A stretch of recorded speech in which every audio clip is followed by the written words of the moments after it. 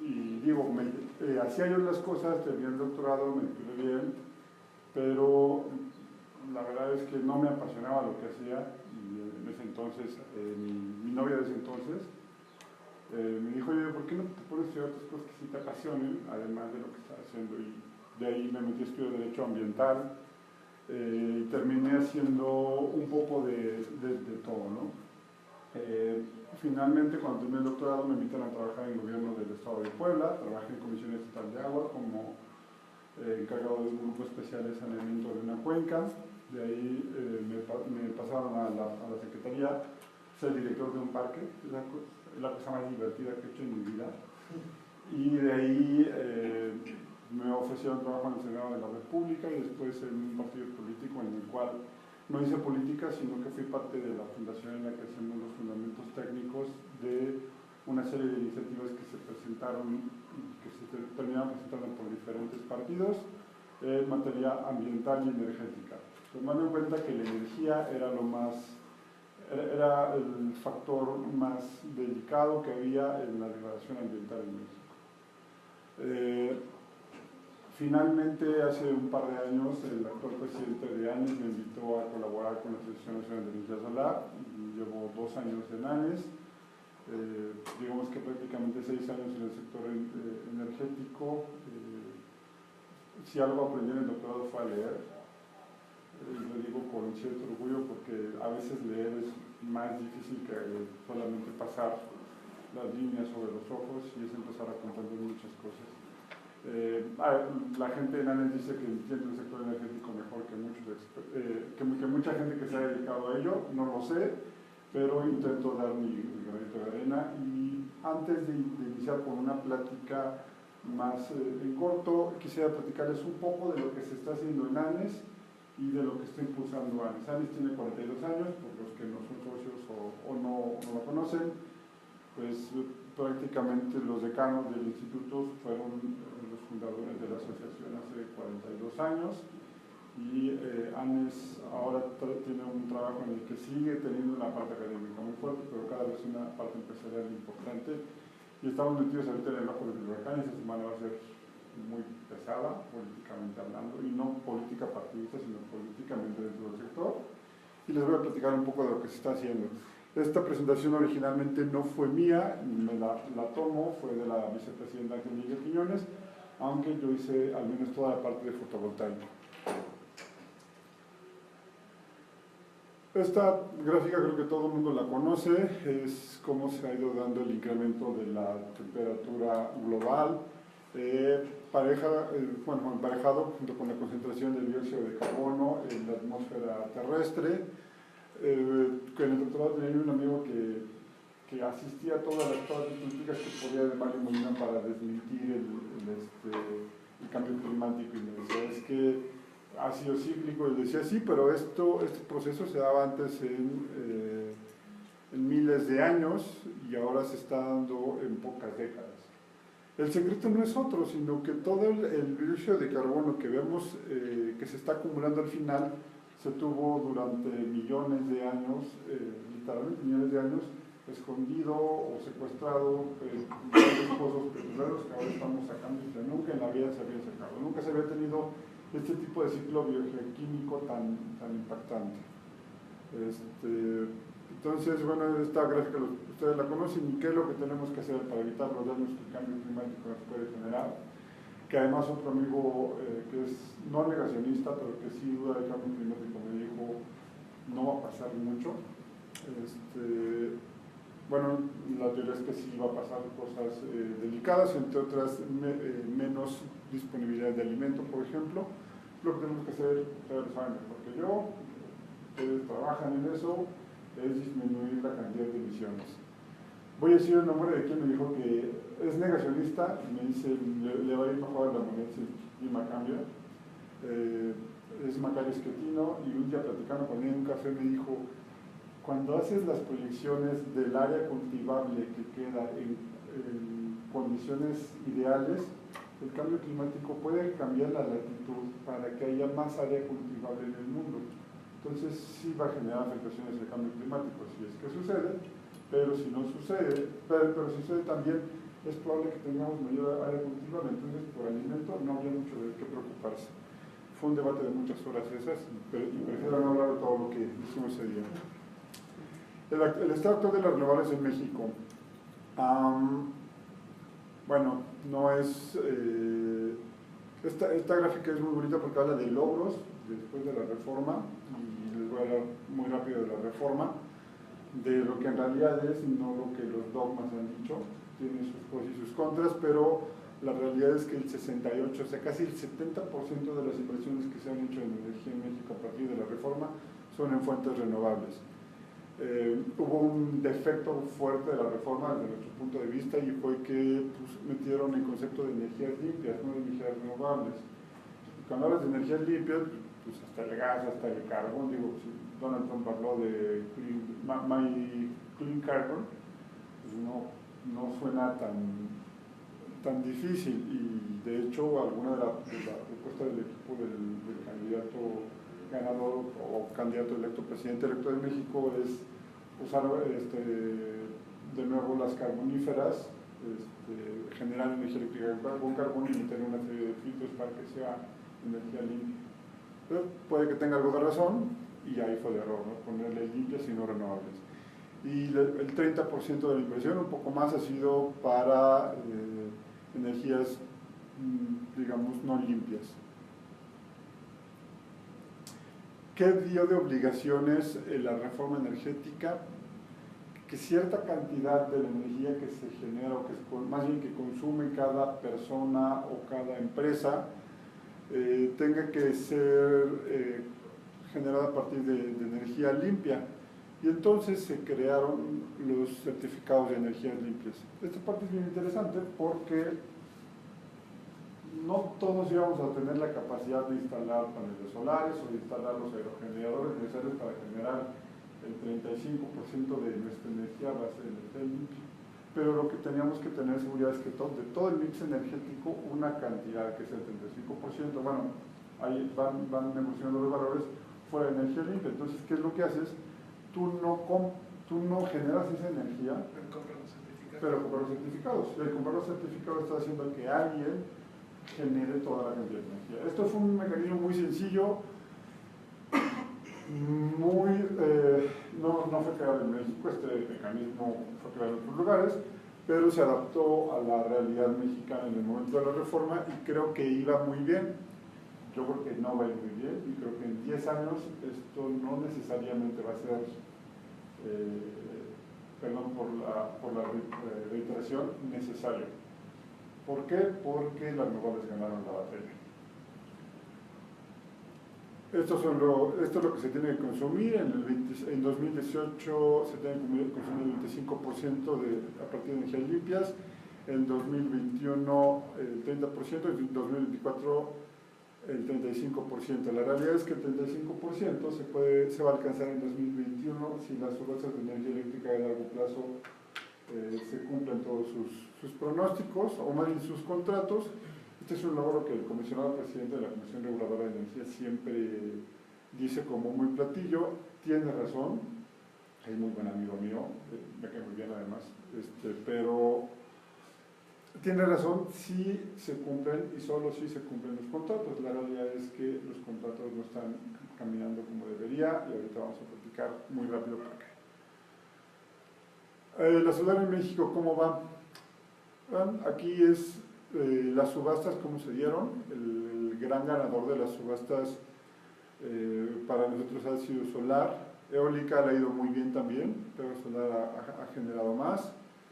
El precio de energía eléctrica más barato del mundo lo tiene la energía eólica, el récord en México, en la tercera subasta de energía eléctrica de largo plazo, un proyecto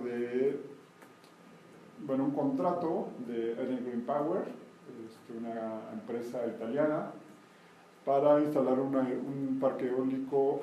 Tiene que comprar en 2021 en México. Hubiera querido meter en otra gráfica en la que explica cómo México ha ido cayendo. A partir de las subastas, México empezó exigiendo, o más bien poniendo en la compra, CFE, suministro básico, poniendo una oferta de compra como un costo máximo de $75 el megawatt hora. En ese año se ofreció en un promedio de $50 el megawatt hora de energía. O sea que si CFE hubiera tenido que generar la cantidad de energía que estaba pidiendo en el mercado, le hubiera costado $75. Y digo, por arriba de $75 yo no compro nada, lo genero, construyo lo que tenga que construir y genero, porque ese es mi costo. Entonces, pero lo subastó en el mercado y en el mercado encontró costos de $50 en promedio. Yo entré años cuando estaba eso y cuando me reuní con la gente de las medicinas que se fueron al piso, no puede ser, van a quebrar la industria. El siguiente año se hizo la siguiente subasta, la segunda subasta, y el precio promedio de la energía eléctrica fue de $30 el megawatt. Una semana antes nos preguntaron si queríamos que fuera a bajar, y según las perspectivas energéticas que teníamos decíamos, no va a bajar, sí, bajó y bajó bastante. Y en la tercera subasta llegó a un precio promedio de $20 el megawatt hora. O sea, de los $75 que tenía de costo de generación promedio CFE, estamos en $20 el megawatt hora. O sea, una tercera parte, menos de la tercera parte de lo que decía CFE. ¿Esto que generó? Dos cosas. Uno, las energías que eran más competitivas económicamente hablando fueron las que ganaron, y fueron eólica y solar. Dos, va a haber una caída de precio en 2021 de la energía que consumimos los de a pie, ya no hablemos de los grandes generadores, que ellos tendrán dos condiciones muy distintas del mercado. Y tres, abarató brutalmente la energía solar fotovoltaica. Entonces, con la discusión que estabas platicando hace un rato, que viene una discusión de largo plazo muy interesante, ¿qué va a hacer con los residuos, no? Y perdón por repetir. Son dudas importantes. Sí, es una gran duda, y ahorita lo platicaré. Creo que estoy pasando esto rápido para tener una charla más interesante, pero sí es una duda que me han hecho muchas veces la gente que de verdad se mete a esto. ¿Qué ha sucedido con la evolución de los costos de la energía? La energía solar ha caído alrededor de un 70% de su costo en los últimos 10 años. Hace 10 años costaba $7 un watt de capacidad instalada de generación fotovoltaica. Ahorita, dependiendo del tamaño de la instalación, pero en generación distribuida, que en México es legalmente hasta 500 kilowatts, está hasta en costos de $1 el watt instalado. O sea, de $7 a un watt a $1 es impresionante. Y el costo del gas se mantiene más o menos estable. El gas y carbón se mantienen más o menos estables. No son estables, pero sí hay curvas de subida y de bajada, y difícilmente va a tender a bajar porque es un mercado, es oferta y demanda, cada vez habrá menos gas, eso es imposible de atacarlo, cada vez va a haber menos carbón, y pues eso va a hacer que si se mantiene su consumo, se mantenga la demanda, disminuya la oferta y pues el precio de los combustibles puede tender a subir. Aunque aguas, la edad de piedra no se acabó porque se acabaron las piedras. Hubo otro asunto de disponibilidad de tecnologías y de cambio. Y es lo que está pasando también con la solar. La capacidad instalada de generación distribuida, este dato ya está incorrecto, no es culpa de nosotros, hubo un problema de información interna de la Comisión Federal de Electricidad, que en algún momento corregiré.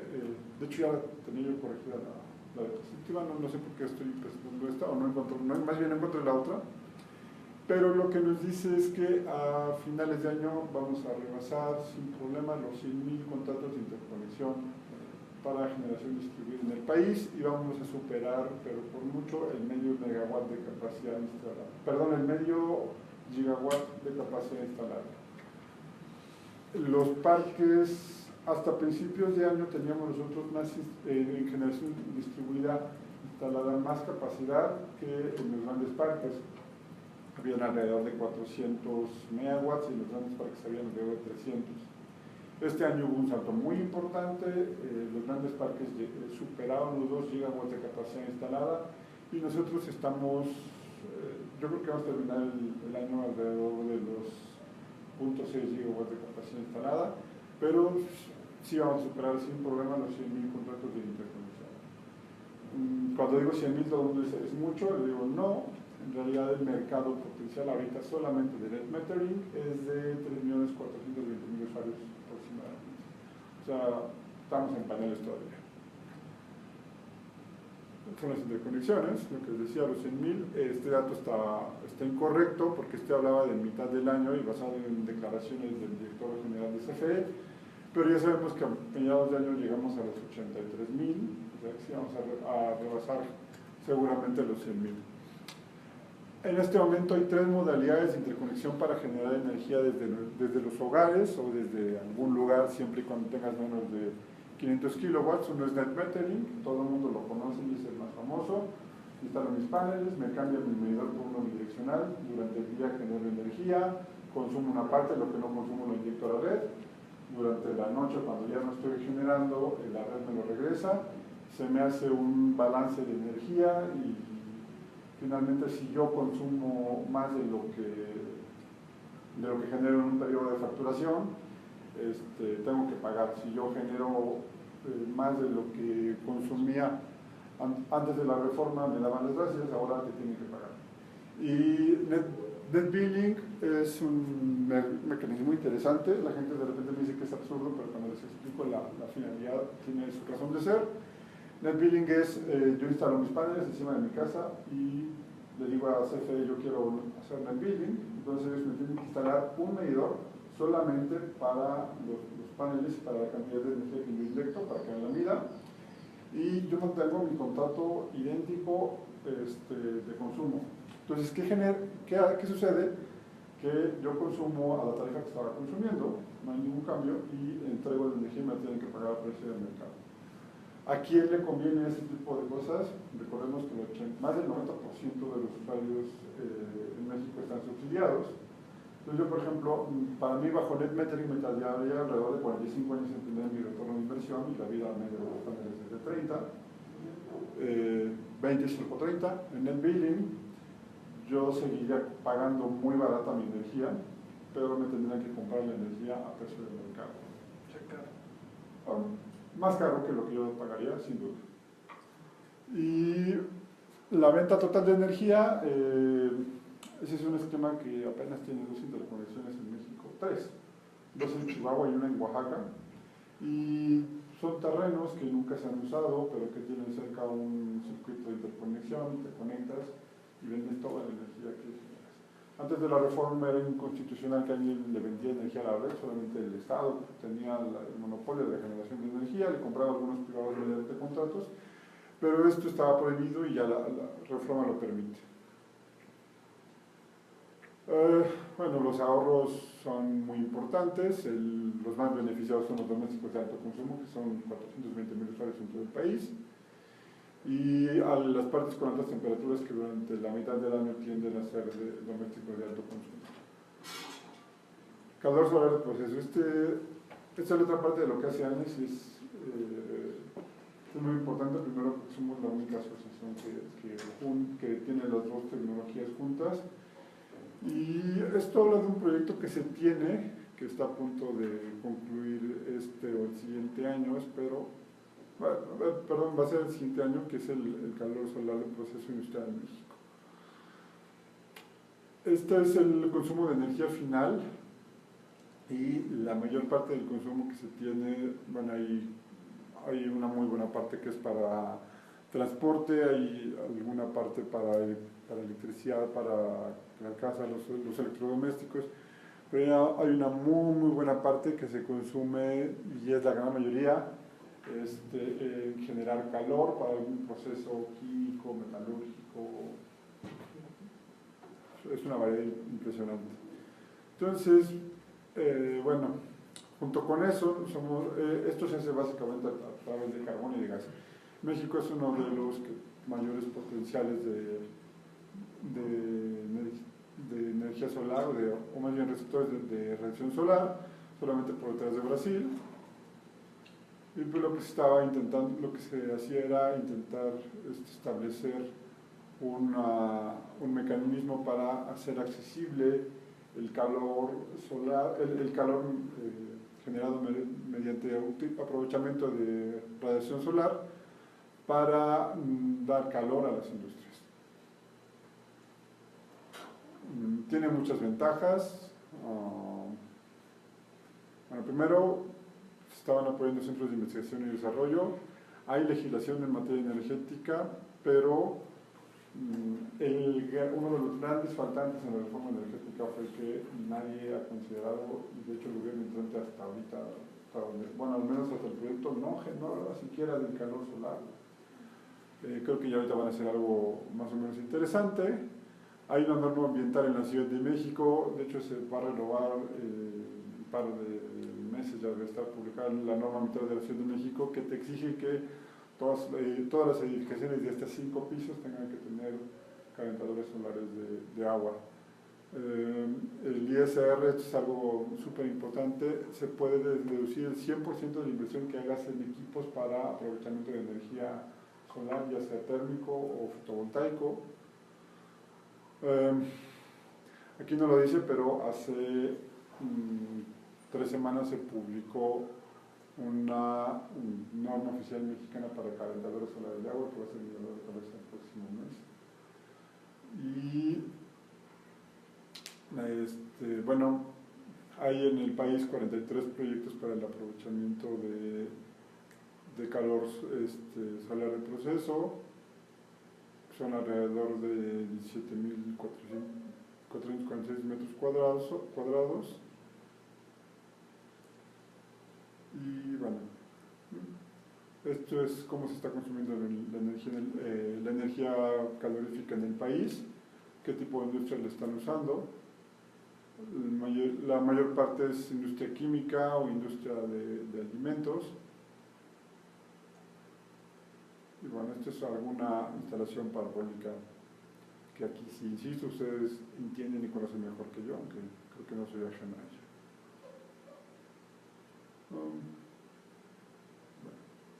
Hasta ahí la presentación. Ahora,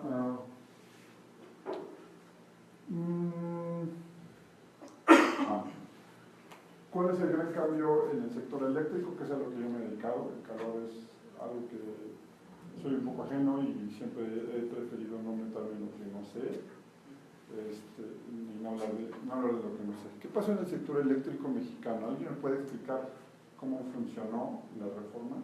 ¿Cuál fue el objetivo y cómo se articuló a grandes rasgos? ¿Alguien sabe?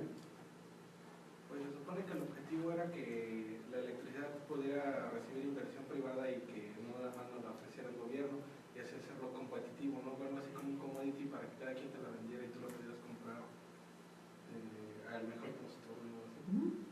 Sí. ¿Cómo se operó eso? La ley de transición.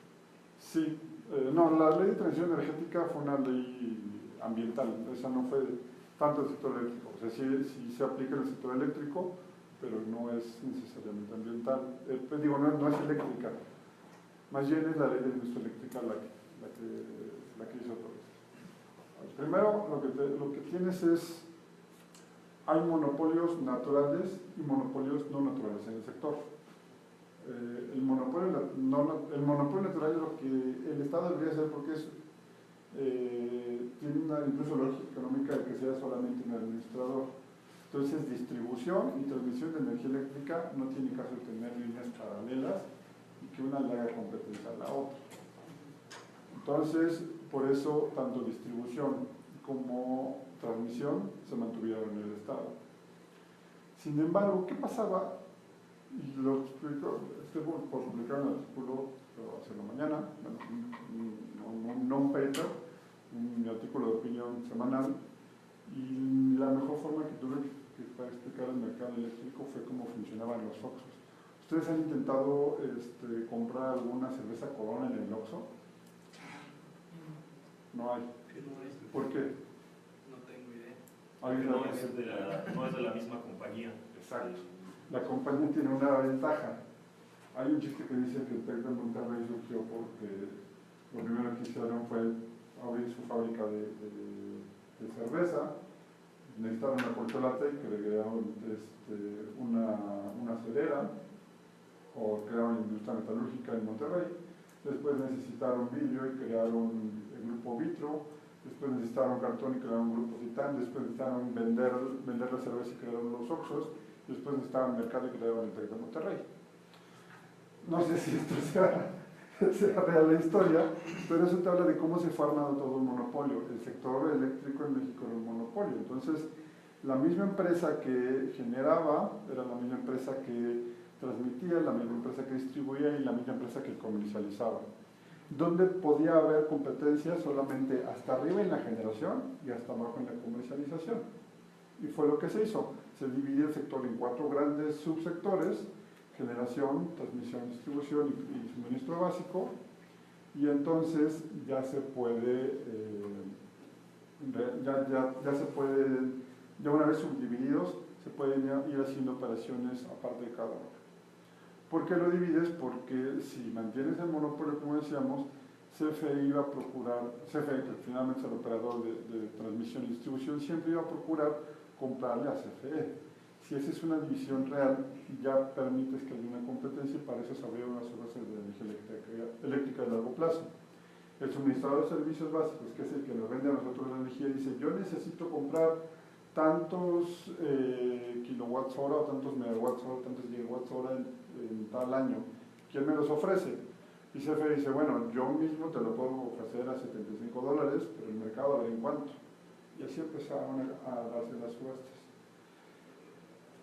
Generas un ánimo de competencia y haces que entonces cualquiera que tenga la capacidad técnica financiera de vender lo puede hacer. Y entonces también surgió la generación distribuida. ¿Cuál es la importancia de la generación distribuida? Pues bueno, de entrada la energía que se produce en otros lugares se gasta al momento de llegar a donde tú estás, entonces muchas veces hay pérdidas enormes. Y la idea de la generación distribuida es que se aproveche mejor la energía. ¿Esa es una? ¿O alguna otra? Se genera de un punto donde se puede consumir. Es más o menos lo mismo. ¿Qué otras ventajas tiene? Bueno, estas dos ventajas, estas dos cosas tienen una serie de implicaciones. La primera, traer energía de 40 kilómetros. Por ejemplo, yo vivo en el norte de la Ciudad de México y la gran mayoría de la energía que consumo viene de la termoeléctrica del Valle de México. Se traslada alrededor de 30 kilómetros, si no me equivoco. Entonces, el costo y la caída de tensión que hay por toda la transmisión la evitas con generación distribuida. 2. ¿Qué pasa si los cables de alta tensión que vienen de la termoeléctrica de Valle de México se truenan y no hay ningún panel en la zona? Toda la energía se pierde. En cambio, si viene un huracán y lo tira, pero tienes lleno de paneles, pues vas a tener, por lo menos durante el día vas a tener energizada la red, ¿no? Y te va a dar más estabilidad en la red. La gente de Chihuahua, que desde mi punto de vista los de CFE Chihuahua son los que mejor han entendido esto de generación distribuida, dicen: ya queremos que haya más generación distribuida porque eso evita los riesgos que tenemos de caídas en el sistema severos.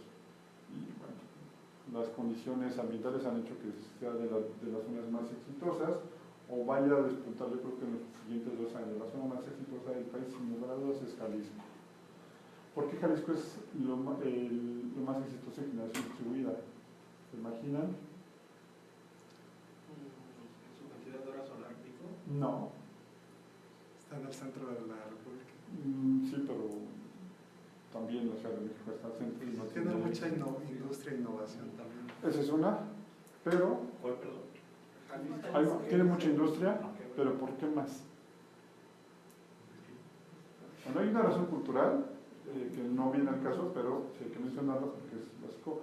El primer contrato de interconexión que se hizo en el país se hizo en la zona de Chapalita. Si conocen Jalisco, Chapalita es, digamos que una bahía alrededor de Chapala, y hay una comunidad canadiense muy importante que tienen otra forma de pensar. Fueron los primeros que estaban ocupando y generaron una interconexión. Pero esa es solamente la forma en la que empezó. La realidad es que no hay gasoductos hacia Guadalajara y hay un gasoducto y es muy pequeño, entonces la energía tiende a ser muy cara. Y la única forma de hacer llegar el gas ahí es mediante el puerto de Manzanillo, que trae el gas desde Perú y que es muy caro. Entonces, si tienes una energía muy cara y tienes un medio que tiene por lo menos estabilidad en el costo, que es la solar fotovoltaica, pues tiene mucha lógica instalar paneles. Entonces, uno de cada 3 paneles que se instalan en este país se instala en Jalisco. Los 3 grandes mayoristas tienen, de paneles solares tienen bodegas en Jalisco. Hace un mes fui a la inauguración de una bodega y era en 2 años la tercera vez que se cambiaban porque ha crecido muchísimo la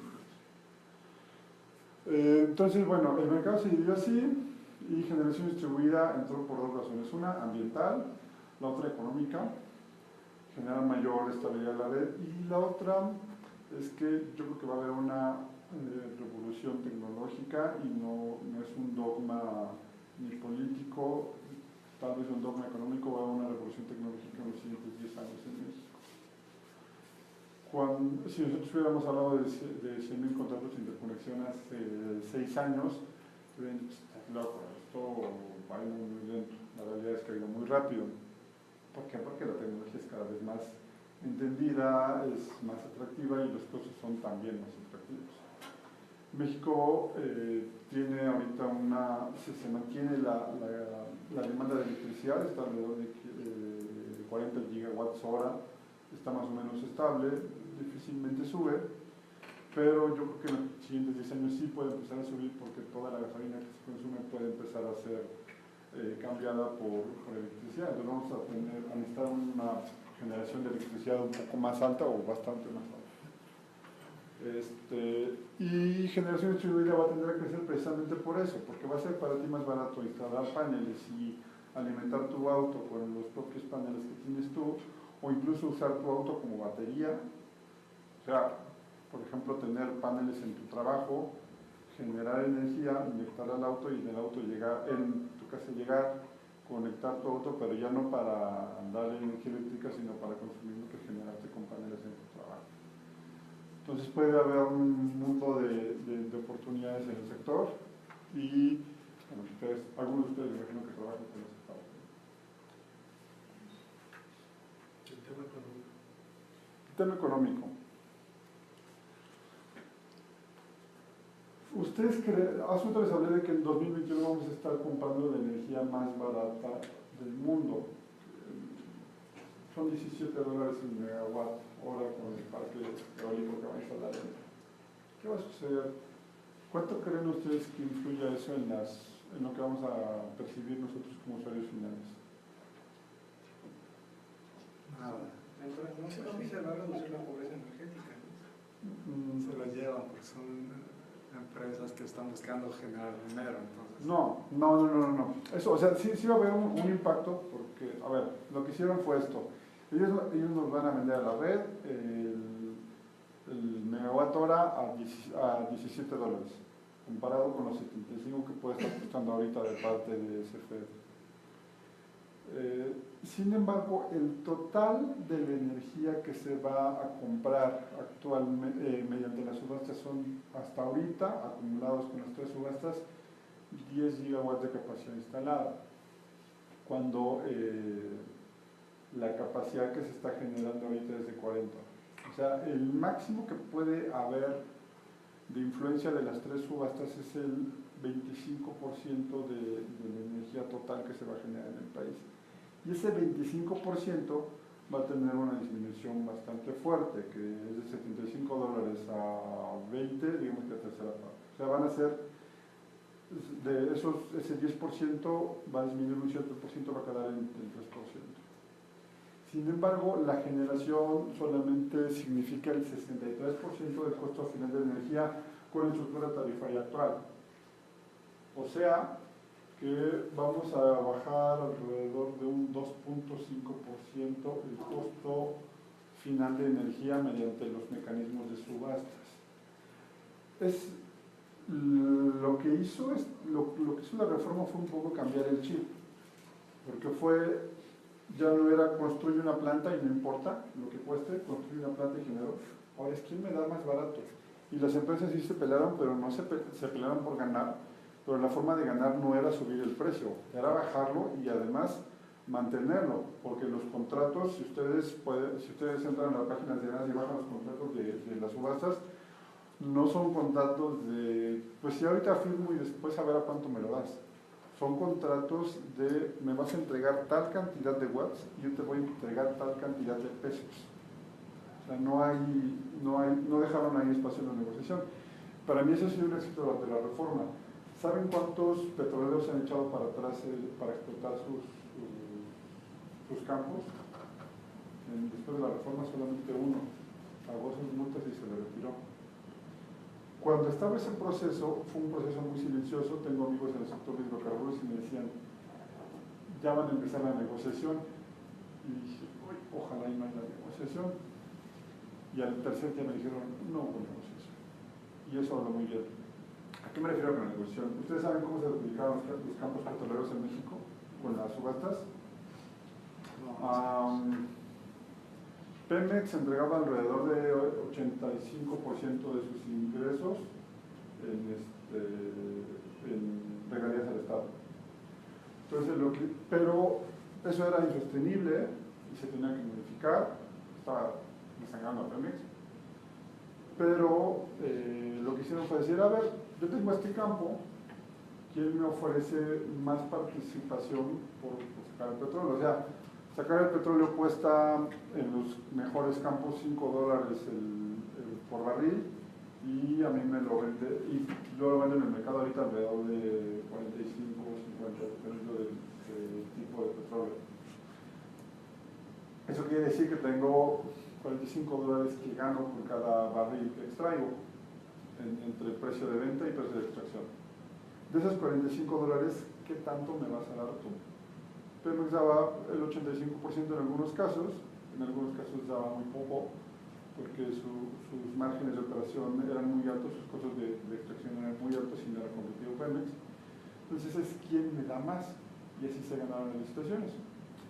Hubo una empresa que ofreció dar el 93% de sus ingresos, más bien de su renta, dársela al Estado y adelante, ¿no?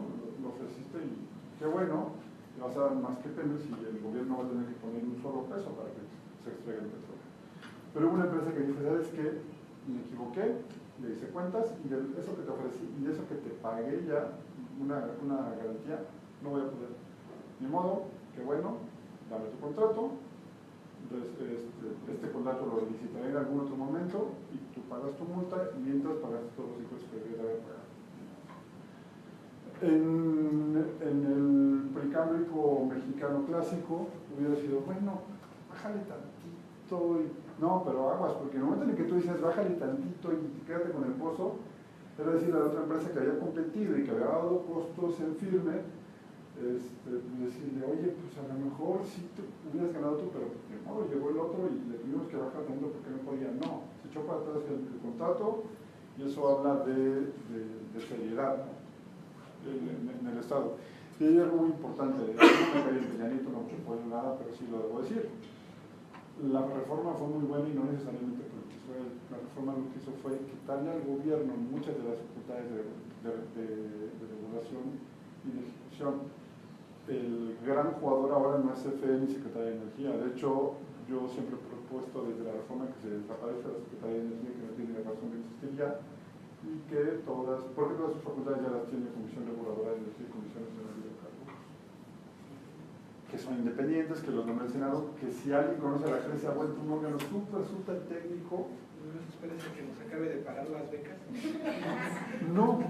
A ver, ese es algo muy interesante. Hay un chat que tengo con gente que seguramente alguien aquí, le dije, decían que había que tratar la reforma y le dije, bueno, muchas otras también las becas, y me dicen, no, es que eso ya está legislado. Y yo, pues sí, la reforma está legislada. Muy buena parte de las nuevas becas que hay vienen de la reforma y vienen del Fondo Mexicano del Petróleo. Entonces, esa parte obviamente no desaparecerían las becas, sin embargo creo yo que lo que hace ahora CENER, que es promoción energética, ya no tiene que ser promoción energética, o más bien, sí tiene que ser, pero ya tiene que ser una secretaría, tendría que ser una subsecretaría debajo de la Secretaría de Economía. Esto no quiere decir que le quitemos importancia al sector, al contrario, lo que estamos haciendo es que la promoción energética la tienes que hacer, es parte del proceso económico del país, manda a la Secretaría de Economía, pero la regulación del sector, que es la parte más delicada, más técnica, que se tiene que ver con alfileres y con pincitas, lo dejas en Comisión Reguladora de Energía y tu gobierno dejas de tener influencia para efectos políticos, para efectos de cualquier otro. Yo durante el tiempo que trabajé en el Senado me peleaba diario porque todos los senadores de todos los estados, bueno, casi todos los senadores de casi todos los estados, principalmente de los más calientes, hablando de temperatura, siempre estaban pidiendo bajas en las tarifas de CFE. O sea, yo, ¿por qué no educas a tu población mejor para que tenga mejores patrones de consumo, para que tenga mejores patrones de diseño bioclimático para ser más eficientes en su consumo de energía? Y se les cobra lo que debe ser. Exacto. Y le cobra lo que debe ser. El problema en México es que la energía eléctrica para el 90 y tantos % de la producción es tan barata que no la valoramos. Yo recuerdo que en mi casa llegábamos en la noche y mi mamá entonces nos decía, pues apaga la luz que tu papá no trabaja en luz y fuerza. Era un clásico, pero el dispendio de energía en México es brutal. Y es curioso, pero la gente que está más subsidiada, bueno, no es curioso, es normal, la gente que está más subsidiada, como menos le cuesta la energía, más dispendio de ella. La parte económica que va a pasar, yo creo que van a mejorar las condiciones económicas del país, pero sobre todo, algo muy interesante es que va a dejar de haber subsidios en el largo plazo, ahorita todavía muy fuertes. ¿Cuál es la importancia de eso? Que al tener subsidios tienes una economía ficticia. El subsidio es un engaño. El subsidio es como decir, me costó 5 pesos de mi bolsa izquierda, sí, pero metiste 5 de la derecha. O sea, el subsidio no lo pagas tú en el recibo, pero lo pagas vía impuestos. Y si no lo pagas, porque digamos que sí, que eso se paga con la riqueza petrolera, sí, pero cada peso que te metieron de subsidio es un peso menos a educación, es un peso menos a salud, que eso sí son bienes que el Estado creo que debería dar y no tanto energía barata. Yo tengo una duda. Sí. El semestre pasado hice yo una investigación del costo de la energía y en cuanto a subsidios yo encontré que en realidad no es que lo ponga el Estado, ni siquiera que sea de nuestros impuestos, sino que a los que tienen tarifa comercial o tarifa empresarial, algo así, no recuerdo cómo se llama, a esos son a los que les cobran más. Entonces ahí ya no me cuadra lo que estás diciendo. Dos cosas. Uno, ¿lo hiciste el año pasado? El semestre pasado. El semestre pasado. Este mismo año. De este mismo año. Ah, ok, bueno. En el semestre pasado de este mismo año, se tocó ya estudiar el cambio tarifario de diciembre del año pasado. Sí, ya Sí. Ok, ahí las cosas ya cambiaron un poco. Si hay un subsidio, y hay un subsidio muy fuerte, este año hasta donde me quedé iba en 60,000 millones de pesos. Es un subsidio que da directamente a Hacienda. De hecho, el primer pleito por generación distribuida tuvo eso de fondo. ¿Por qué? Porque antes el subsidio CFE lo tenía como parte de sus pasivos, como pérdidas. Y a partir de hace 2 años, el secretario de Hacienda empezó a darle en efectivo, bueno, no en efectivo, pero en dinero, el subsidio. Lo que tú estás diciendo son desequilibrios que se están dando en el sistema y de alguna forma tienes razón. Pero eso va a seguir sucediendo, lo voy a decir aquí, y si después públicamente me preguntan qué decir, lo voy a negar. No, y de hecho es parte de lo que pasaba publicar mañana. Hay un problema, la Comisión Reguladora de Energía es independiente hasta cierto punto, pero la Secretaría de Hacienda tiene una influencia muy fuerte en el establecimiento de tarifas. Y lo que hicieron fue, están intentando crear la imagen de que la reforma funciona. El problema es que los mexicanos somos cortoplacistas. Entonces, si no vemos que a 10 años esto va a tener un efecto muy importante, decimos, pues en 10 años, ¿para qué? No, yo lo que quiero es que mi siguiente recibo llegue bajo. Entonces, por una operación política, lo que está haciendo es, el secretario de Hacienda está metiendo la mano en la Comisión Reguladora de Energía, o más bien en las tarifas solamente de la Comisión Reguladora de Energía, para generar esto que está diciendo. Y sí, ahí sí tienes toda la razón. Ahorita quien está subsidiando la caída o el mantenimiento de costos bajos del doméstico son las grandes empresas. Sin embargo, esto va a tener que irse liberando. El proceso eléctrico es más complejo, muchísimo más complejo que de las gasolinas, y con una trascendencia política mucho más compleja que de las gasolinas. Si nos quitaran el subsidio eléctrico en este momento a todos nosotros, yo en mi caso pago 200 pesos. El último bimestre fue muy alto, no sé por qué, pero fueron 200 pesos de energía eléctrica, nunca había pagado tanto. Pero si me quitaran el subsidio hubiera pagado 600 pesos. A lo mejor yo tengo los medios para pagar, hay muchísima gente que no. Y si con la gasolina, que solamente el 30% de la población tiene un auto en México, vieron lo que vieron, imagínense lo que pasaría con la energía eléctrica.